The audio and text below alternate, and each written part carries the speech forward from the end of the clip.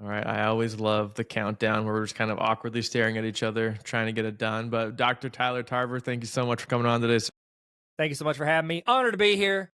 Honored to be here. Look at us. We're doing Honored it. to have you. Look at We're us. doing We're it. doing it all the way from Arkansas to New Brunswick. So, I guess first thing to start us off is usually I kind of go right into like, oh, like what's your background? What kind of keeps you interested in education? And I find today I want to start off because I've come to the realization now that I'm teaching at a middle school that a lot of my students are starting to listen to the podcast every now and then, which is not something I expected them to. I thought they would be the most bored by it, but you know what? I guess you kind of sometimes attract the audience you don't quite expect.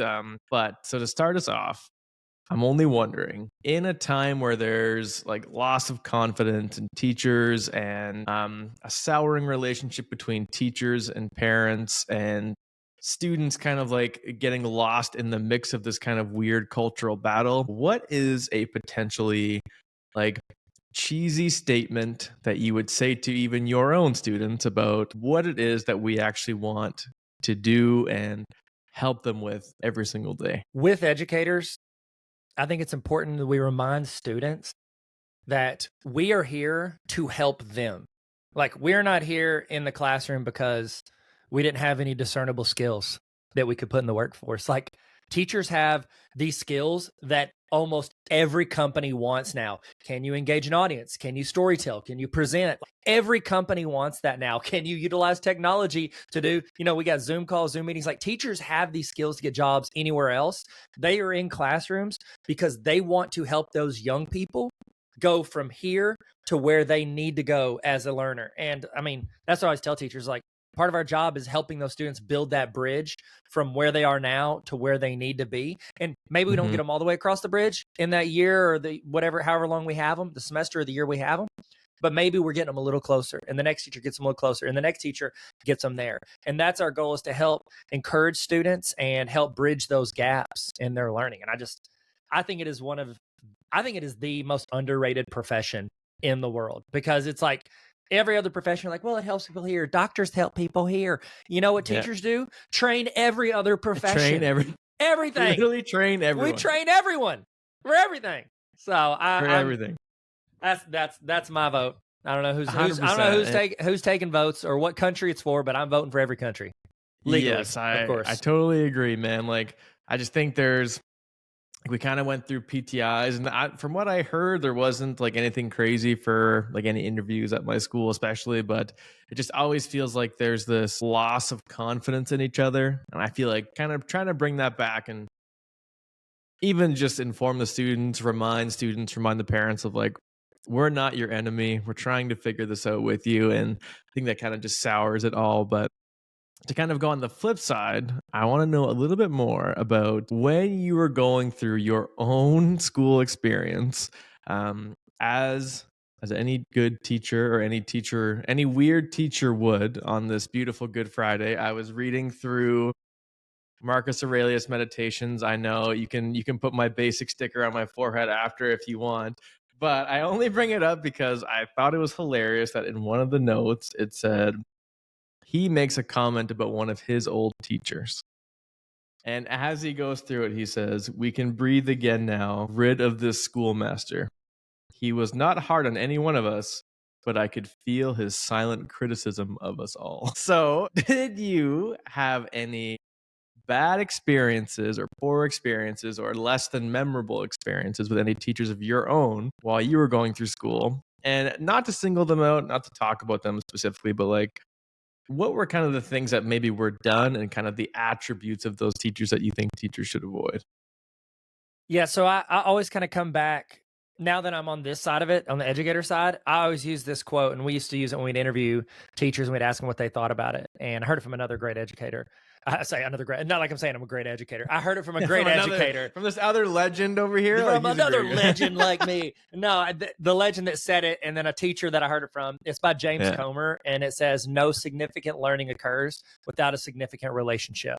And when I think back on the teachers that like I have the fondest memories of, it's the ones that cared about who I was and that wanted to connect with me as a person, and not just ask me questions, because the quote, like, if you want to be interesting, be interested in other people. Hmm. But Hmm. also, I loved it whenever teachers showed their personalities. Like, that's one of my huge things that I encourage teachers to do. Like, very often students forget that we're humans also.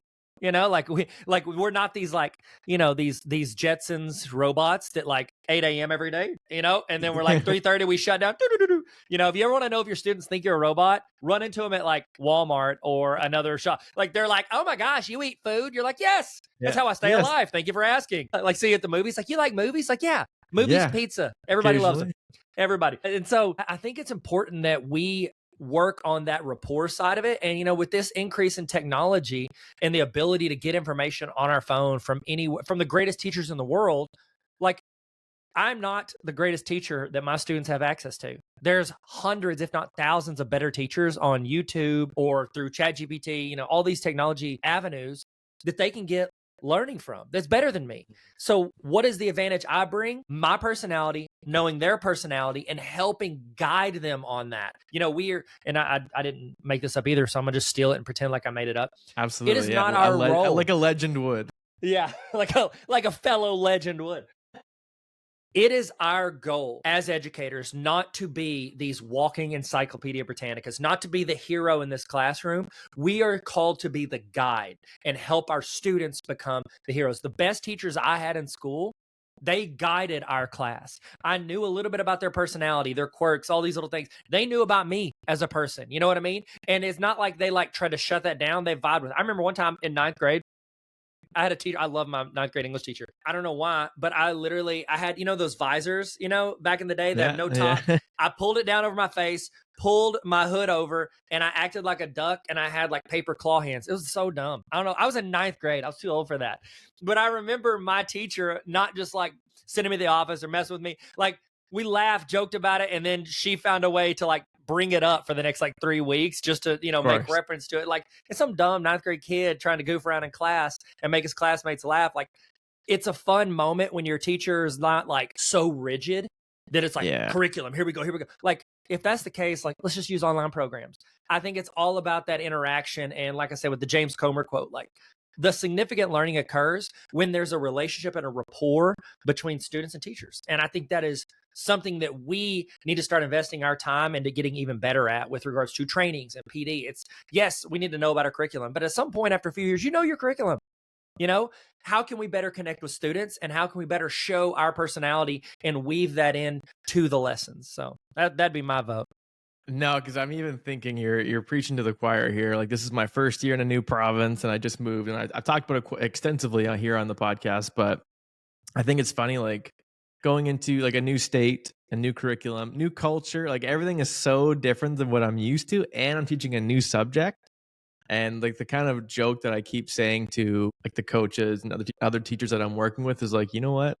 I'm really just trying to emphasize the vibe I bring to the function. Like, I'm really just trying to keep like a positive, open energy, like with anything that we're trying to move forward on. 'Cause there's a lot of like new teachers in my like immediate context as well. But yeah, I totally agree that I find when, like, I guess, how different were you when you were in the classroom? Because I just kind of going through your background a bit earlier, you kind of were in the classroom about 10, 12 years ago, and you've kind of been in higher level positions for like 10 years or so, roughly accurate?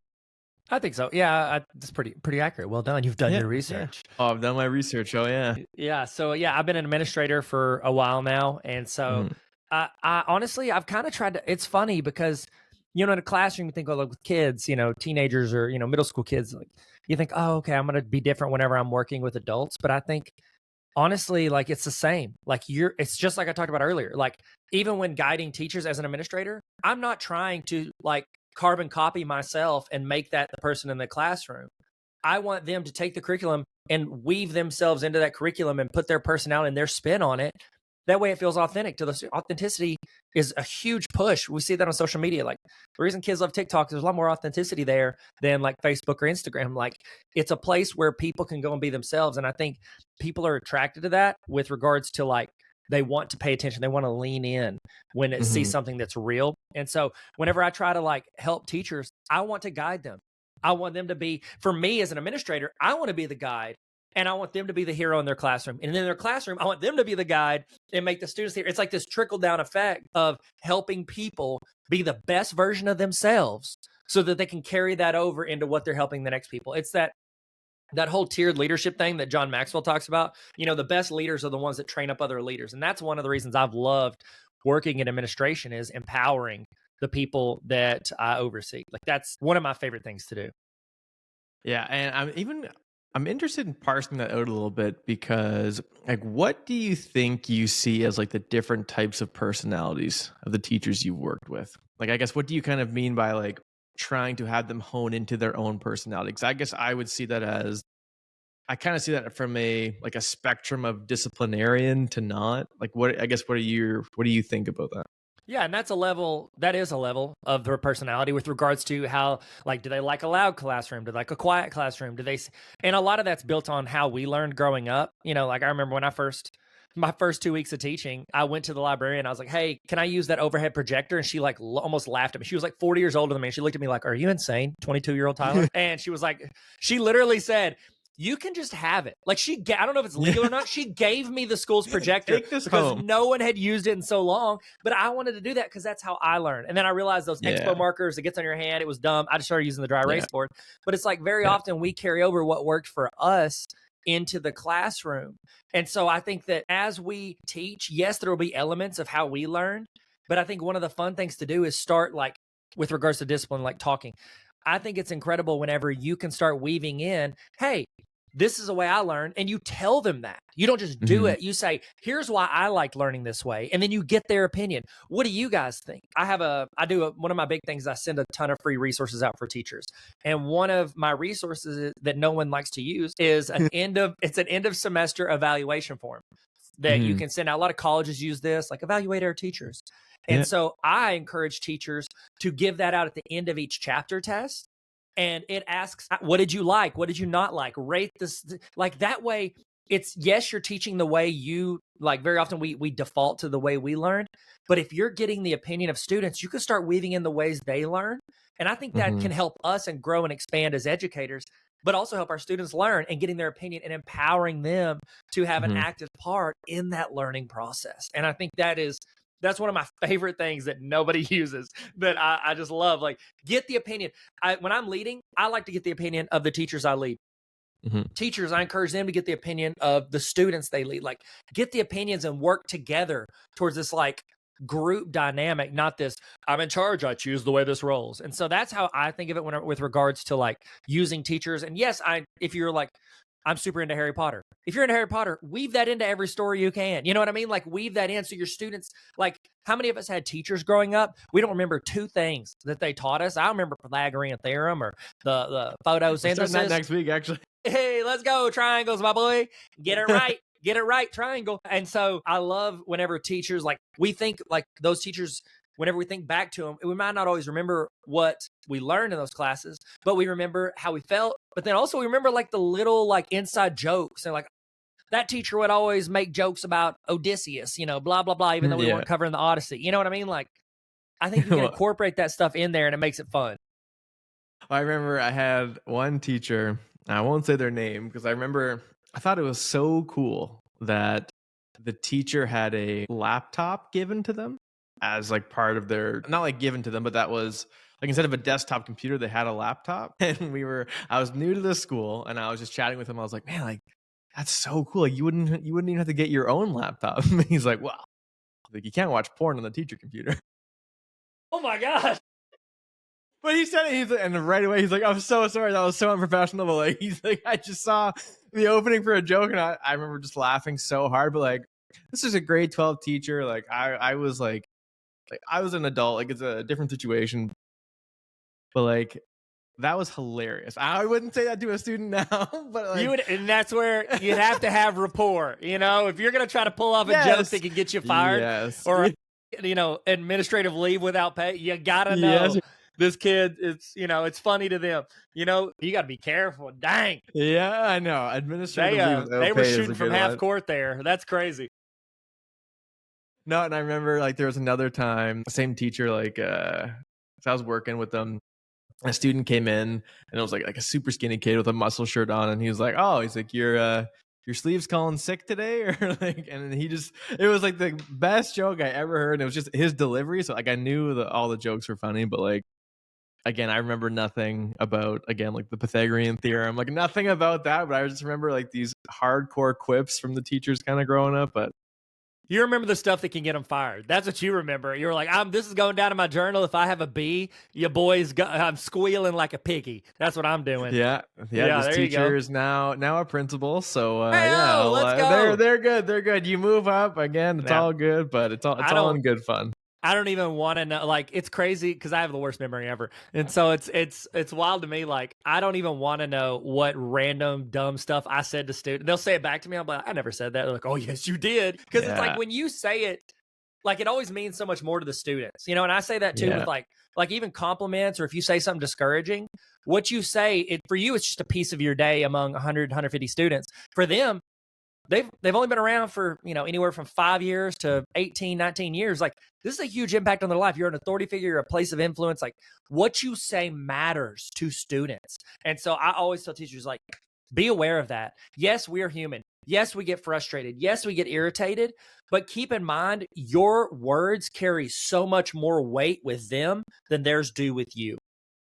yeah. And most of them, especially now in a middle school, like I'm in a resource like support position now, and so you don't kind of get the same, I guess, like level of interaction with the big groups of students as you like typically would as a classroom teacher. But even now, like I think I actually have like a weird gift as a hopeful future legend, where when I get mad, I just like get silent.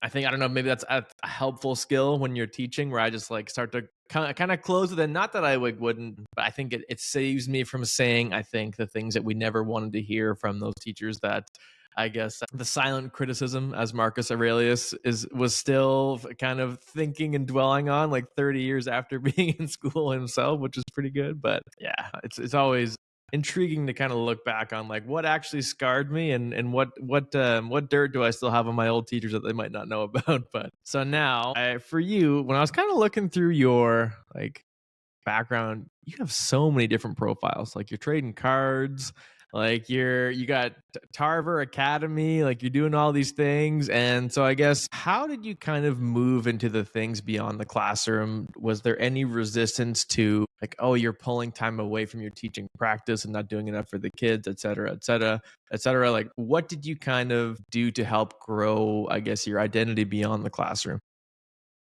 Yeah, that's the thing. I encourage teachers to have a personality, have life outside of school, and again, if that's what you're like, I'm all in on this. This is all I care about. Like, that's amazing. And I think that's different for every person. One of the most important things about being a human is figuring out what you're passionate about, and then figuring out how to get into those things and have that energy. So, I've I've been on YouTube for, oh my gosh, 17, 18 years. And I Oh started wow. out like trying to be funny because like I love The Lonely Island, and I was like, oh, I want to be funny, but nobody thought I was funny. They just wanted me to teach them slope intercept formula. And so I Yeah. was like, and then you go through these phases. And so like my YouTube is like this graveyard of different things I tried to be funny. I tried to do vlogs. I tried to do this. And now I was like, you know what? About 4 or 5 years ago, I got back into sports cards.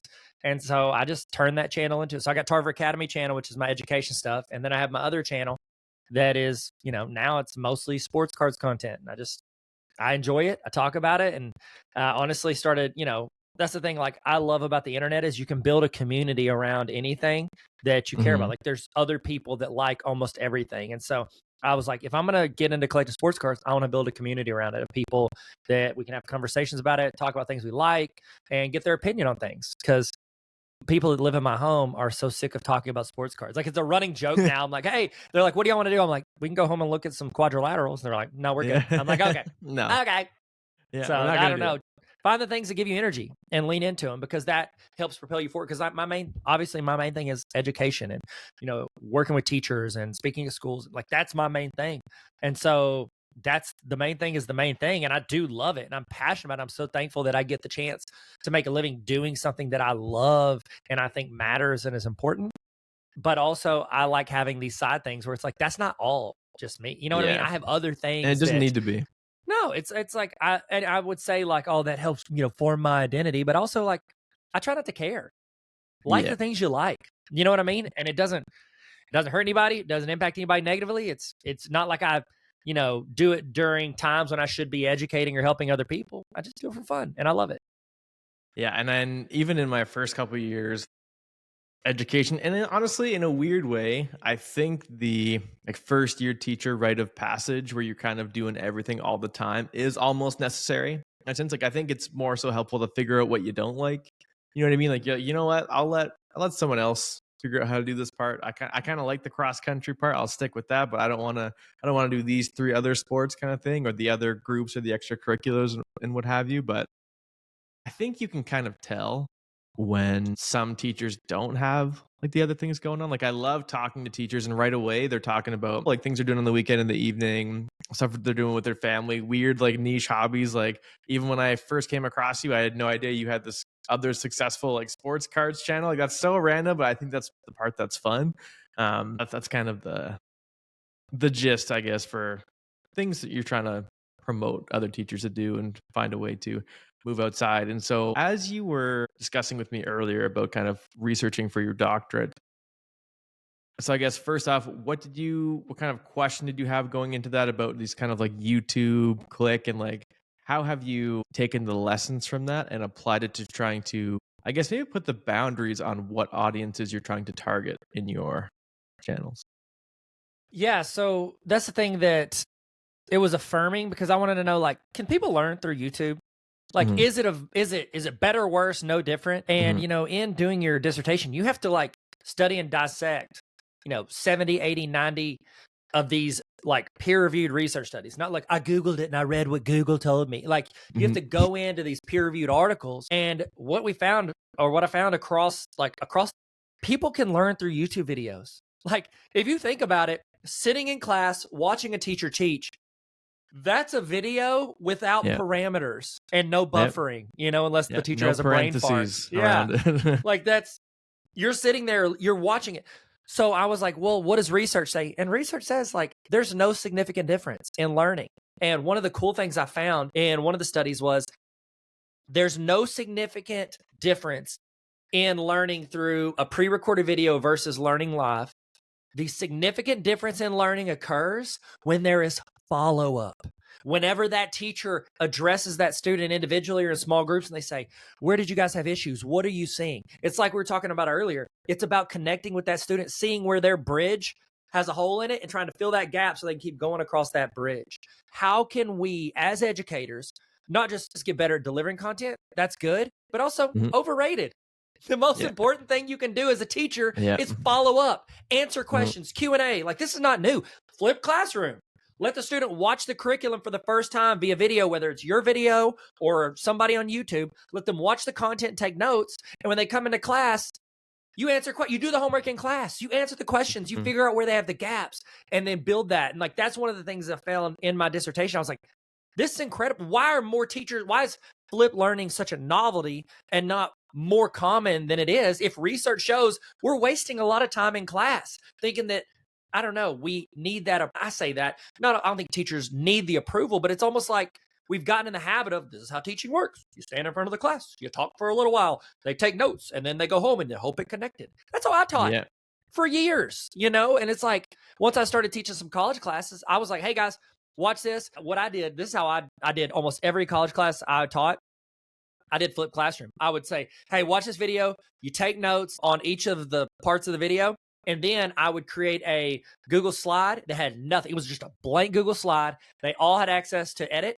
And then I would say, everybody fill in. We're all going to present on this when you come into class. And as soon as we started class, I'd be, any questions?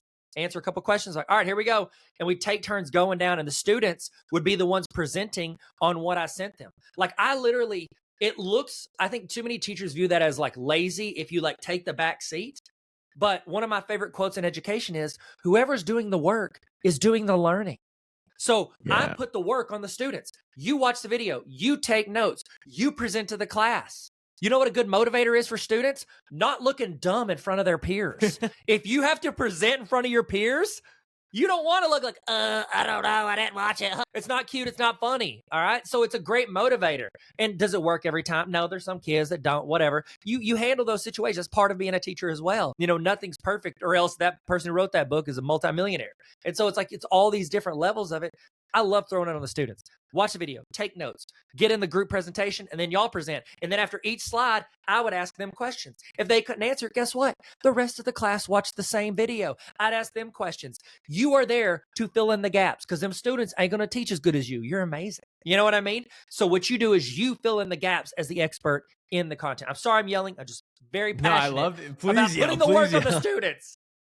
Let's Yeah, go. well, I think it's funny because it's pretty common knowledge that the classic for trying to calm a classroom down is, oh, well, I already know this stuff and you guys don't. Well, it's like, okay, let them make the mistake and figure it out, and then be there to help them up kind of when they fall, to kind of add a cheesy spin onto the screaming, the passionate screaming from Dr. Tyler Tarver. But yeah, like I don't, because even this literally 2 days ago, I got evaluated, and I planned the lesson, did the thing, taught my ELA class on like writer identity and all this. And I sat with the principal after, and like the way we evaluate is dependent on your ability to kind of do that classic. Can you control and present from the front of the room? And so I do think we're starting to reach a point where we're realizing that doesn't work quite as much. And especially as someone like yourself that's kind of in one of these positions of like administering and higher learning, how would you, I guess, how would you evaluate yourself?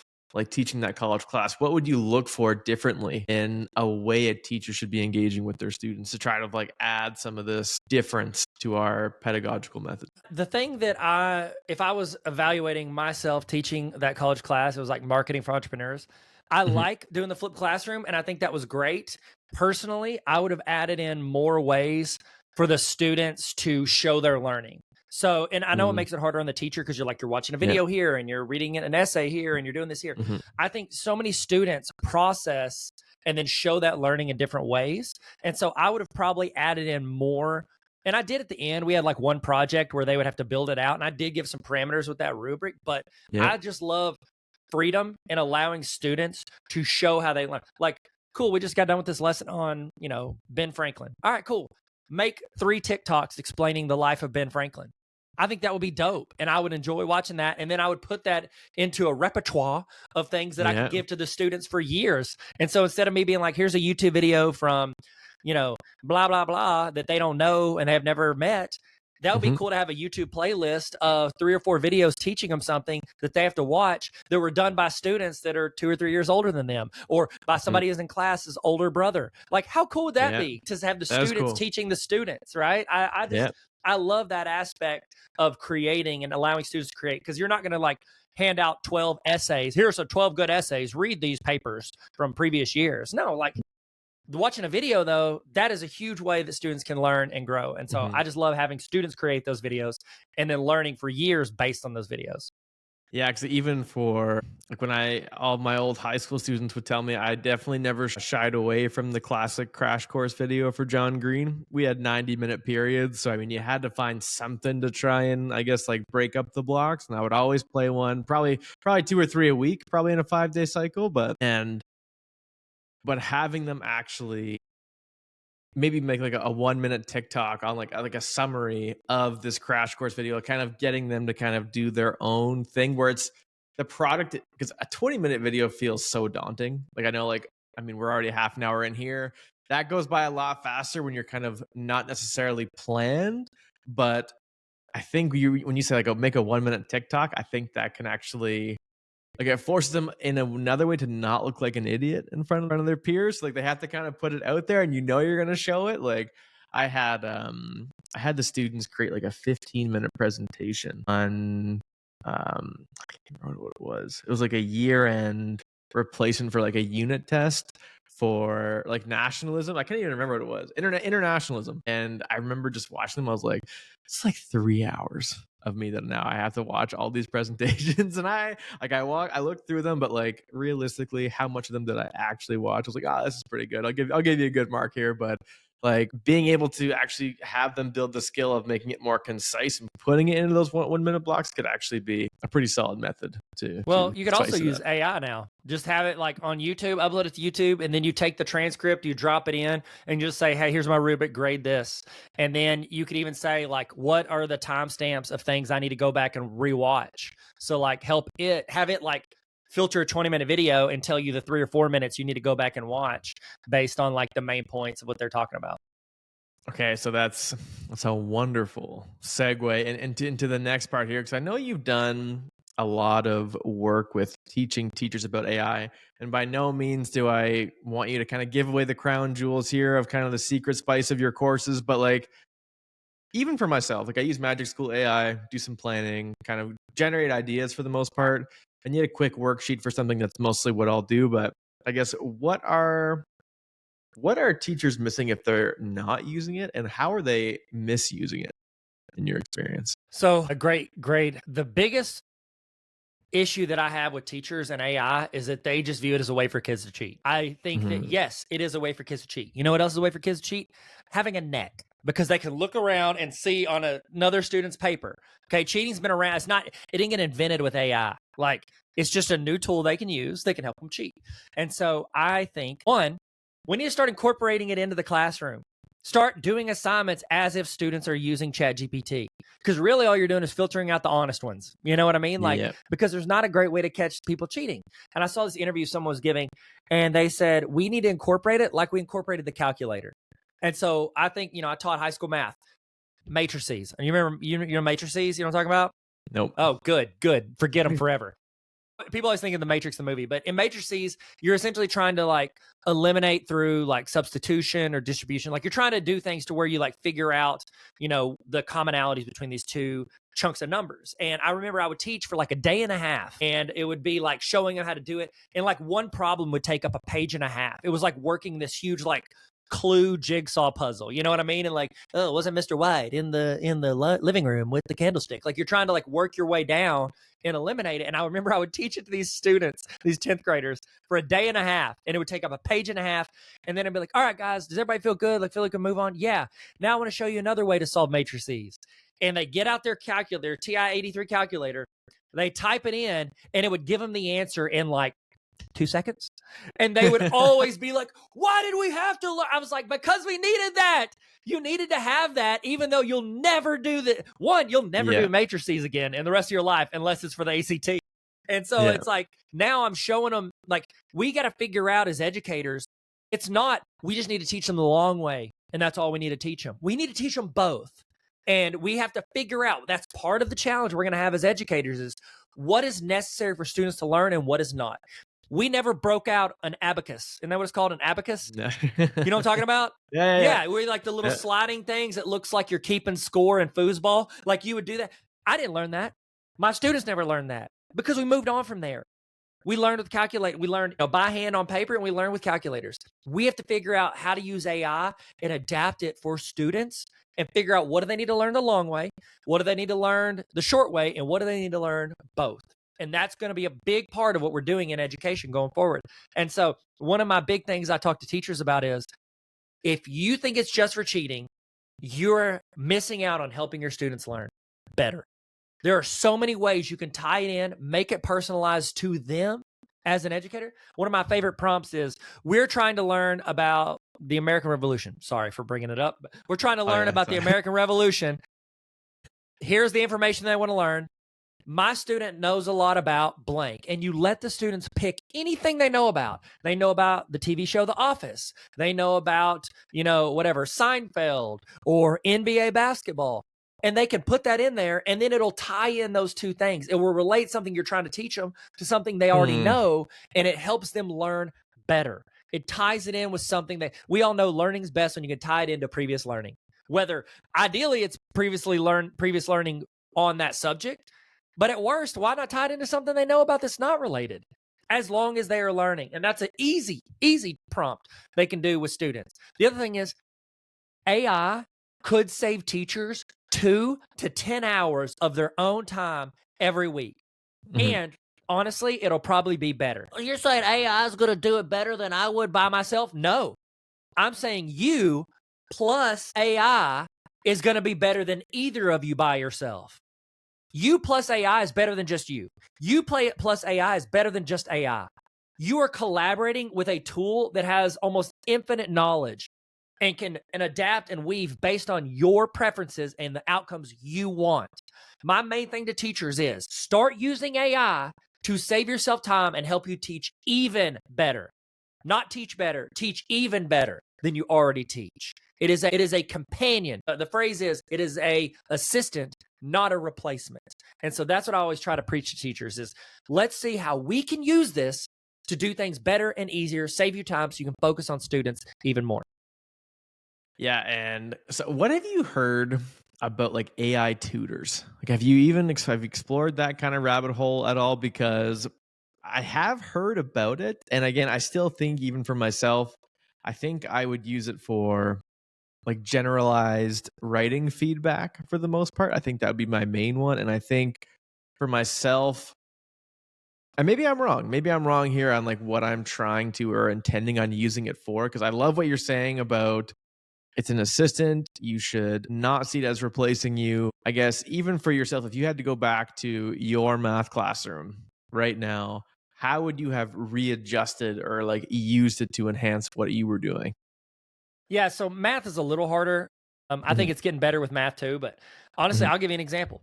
So Hmm. the other day, my oldest son, he's very smart, and he came home and he wanted me to help him study for something. Honestly, I think it was like something science, and I'm not gonna lie, science is boo boo. I don't. To me, I Yeah. just don't. I never got super into it. I see its value. I love that it exists. I'm glad I don't have to work with it every day. And so it Yeah. was something that I wasn't and like. I would have had to do like 30 minutes of reading just to be able to quiz him and bounce back and forth.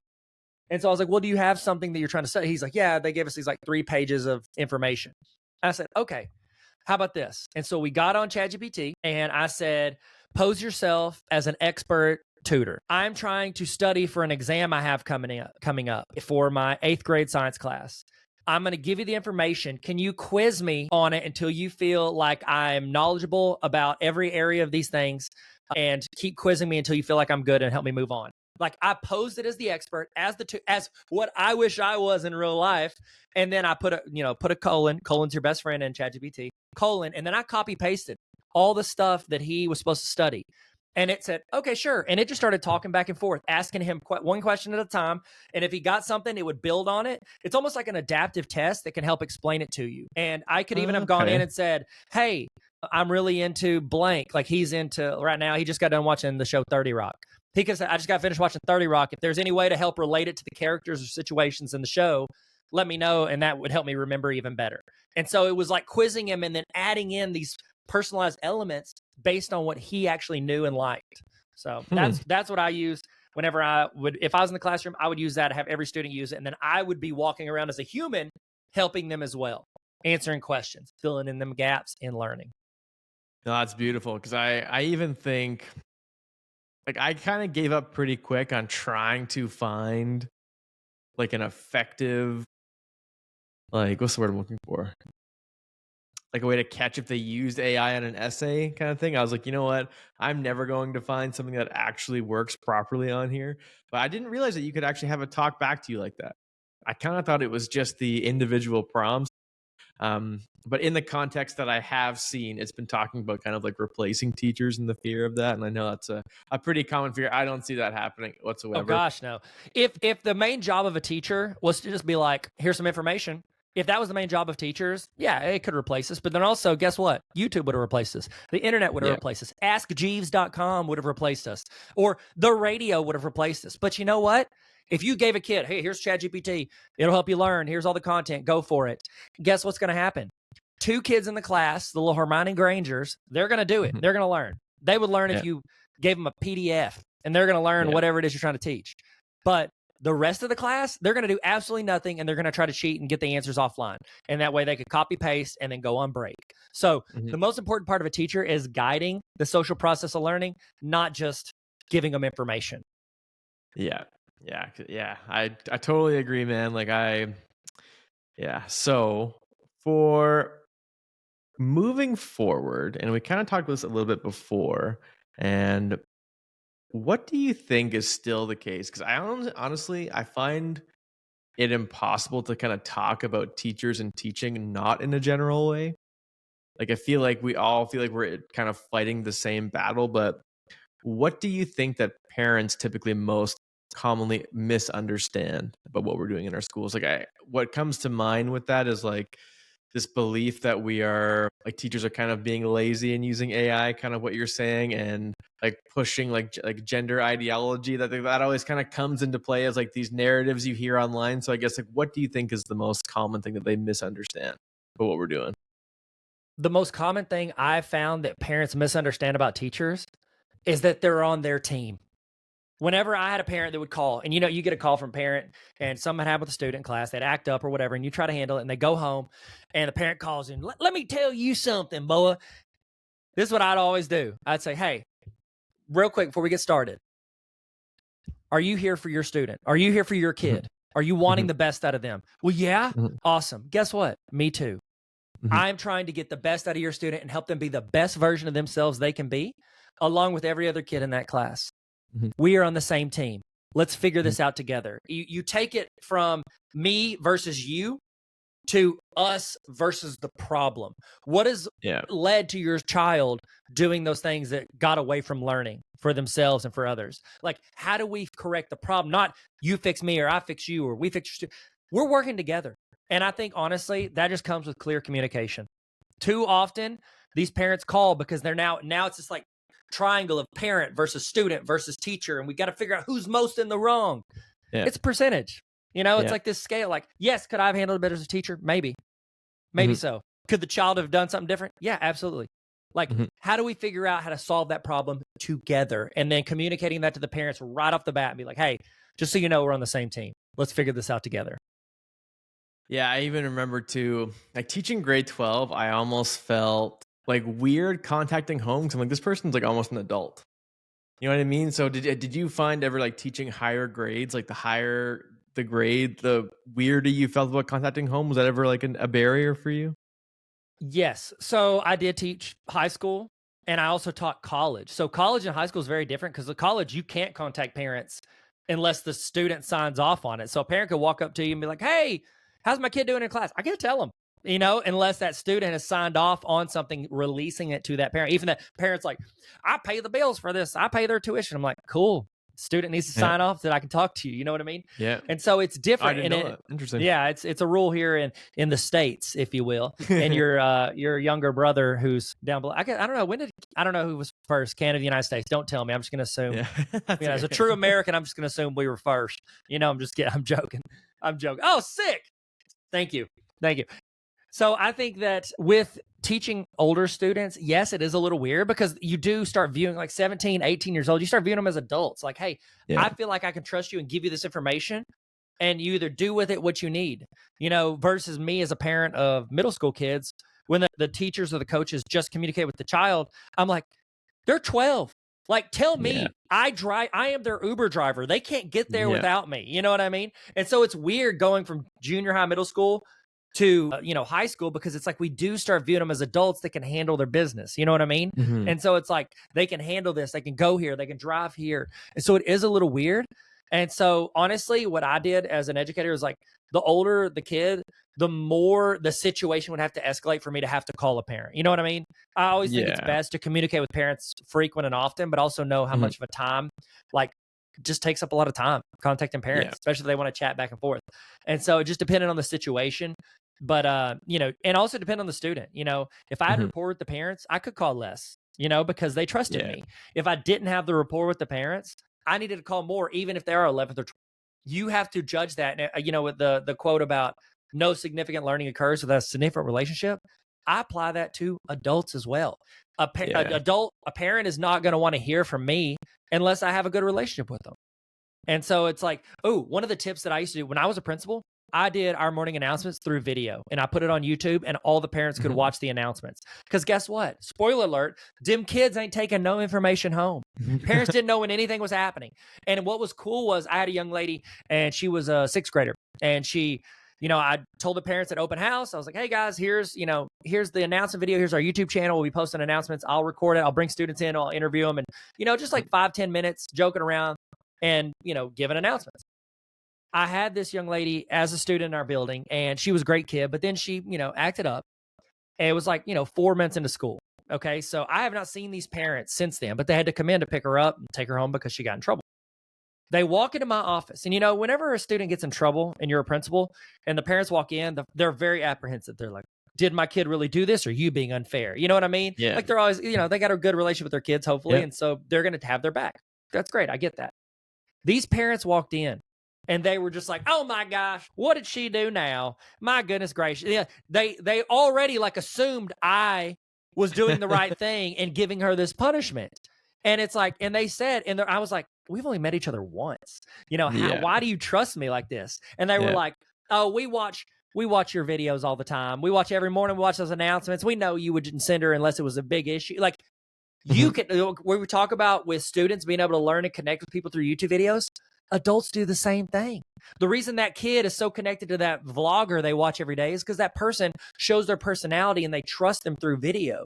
Adults can do the same thing.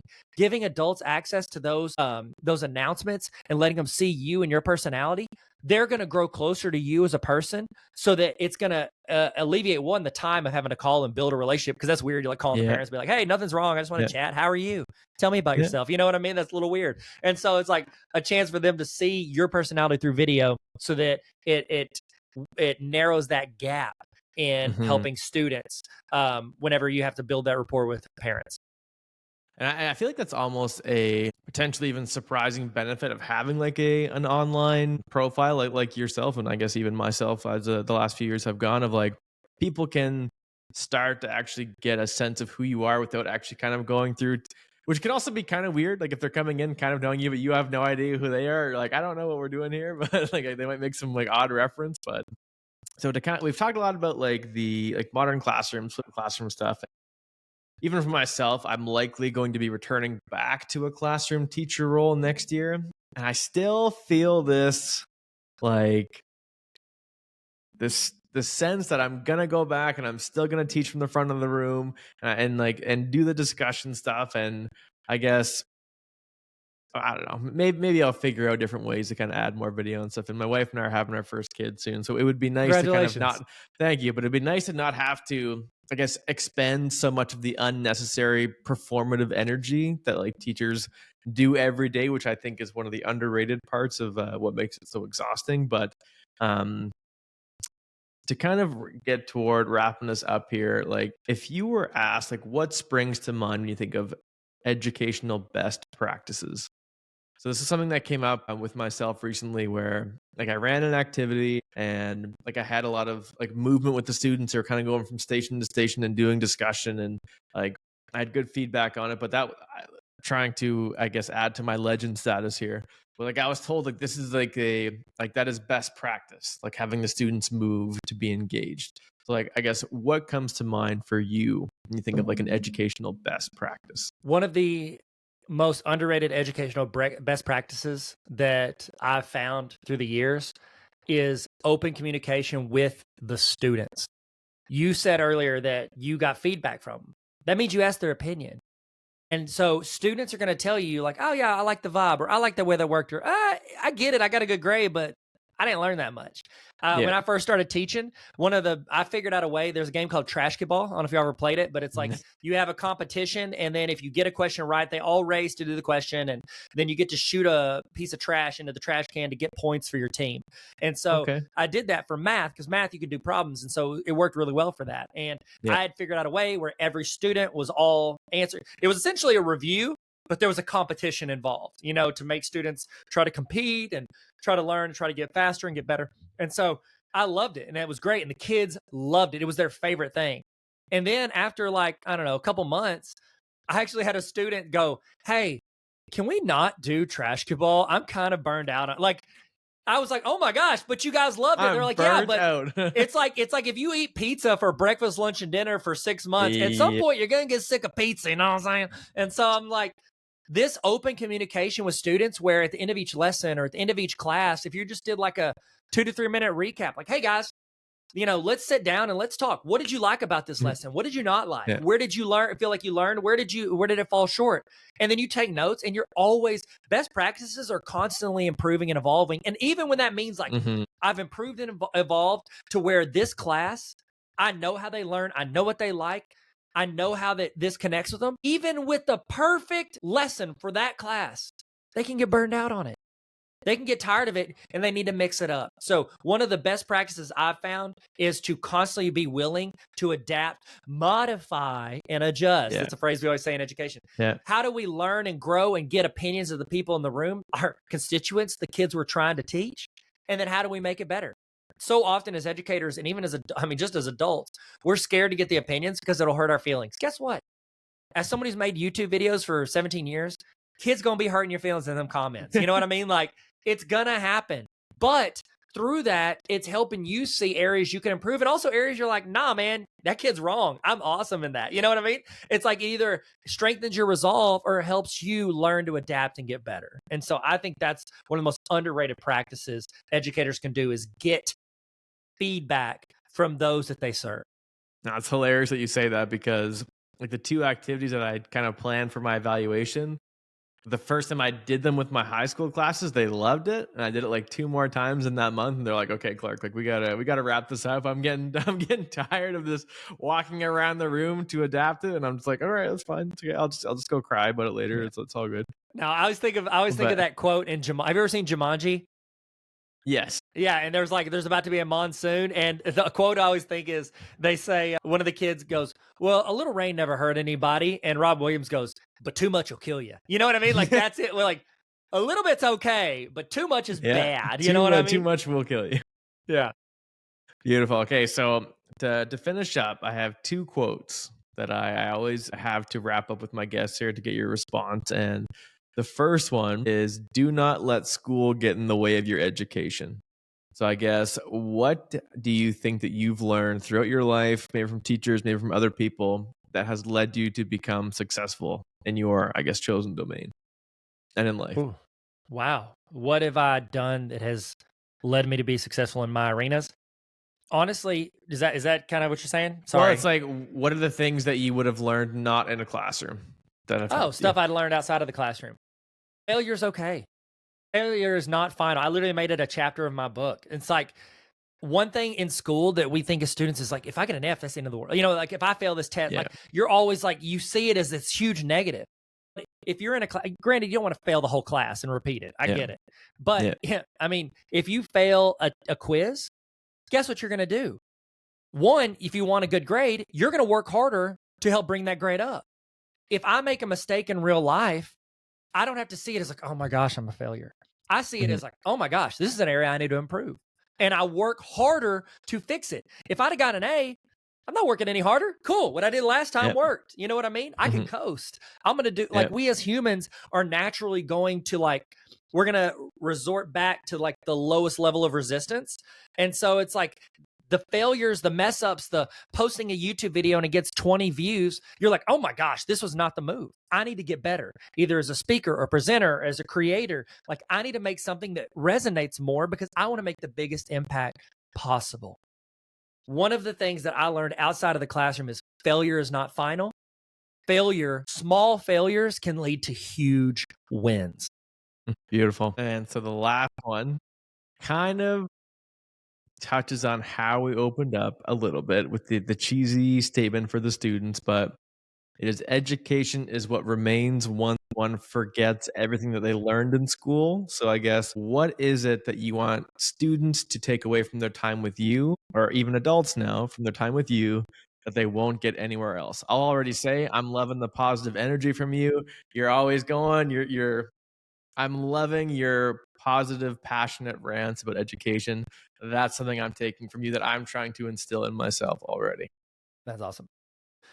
When I think of the impact and how I want people to feel, whether it's teaching teachers or if I'm working with students, I think back to my ninth grade algebra class that I had to teach. I was going to teach honors algebra 2, and the last minute, my principal was like, "You're going to have 2 algebra 1 classes." I'm like, "Okay, here we go."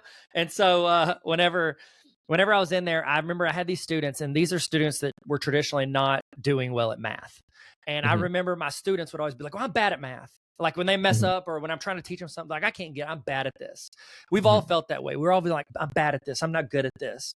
I would remind the students, I was like, you're not bad at anything. You're always getting better.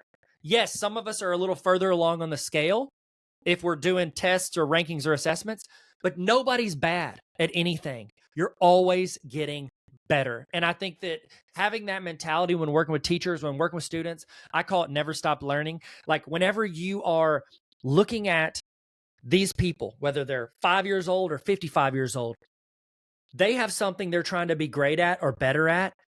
You're not bad. There's not a barrier to you. You can get better. You can become what you want, whether it's for a job or for a class or for an exam. You can learn this. Don't put those barriers on yourself. You just have to figure out how to learn it. What is the way that connects with me that I can grow in this area? Don't put the barriers on yourself. I couldn't have said it any better myself.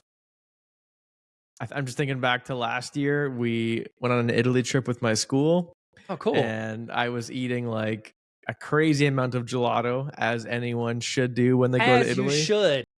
And someone said, they're like, Clark, are you like, how many scoops is that today? And I think it was like 8, and it was like 4 p.m. And I was like, the only limits in life are the ones you put on yourself. That was my gelato reference. So I I guess, love it. but anyway, Dr. Tyler Tarver, absolute pleasure having you on today. You know what? It was a blast being here, and I really appreciate your time and effort and energy. You did not have to talk to me today, and you did. I appreciate Well, I that. wanted to, and it won't be the last time, I don't think. Anyway, thank you, my friend. Let's go. Thank you so much.